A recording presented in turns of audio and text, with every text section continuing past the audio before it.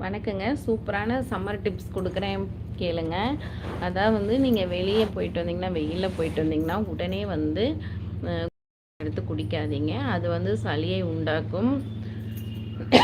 அப்புறம் இருமல் இருந்துச்சுனாக்கா, 2 ஏலக்காய தோல் நீக்கிட்டு, அந்த விதைகள போட்டு மென்னு சாப்பிட்டு, அப்புறம் கொஞ்சம் நேரம் கழிச்சு வெந்நீர் குடிச்சிங்கனாக்கா, இருமல் சுத்தமாக வராது.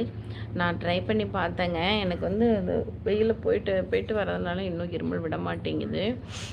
குளிர்காலம்னாலும் கூடி சீக்கிரம் அந்த சளி இருமலெல்லாம் நல்லாயிரும் போல் இருக்குது.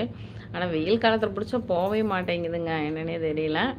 அப்புறம் நீங்கள் ஃபேஸ் க்ரீமெல்லாம் வாங்கி பார்த்தீங்கன்னா, அது உடனே முகத்துக்கு தடவாதீங்க.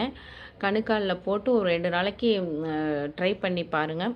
எந்த அரிப்போ, எரிச்சலோ, நமைச்சலோ வராட்டி நீங்கள் யூஸ் பண்ணி ஃபேஸுக்கு போடுங்க. சரிங்களா? இப்போ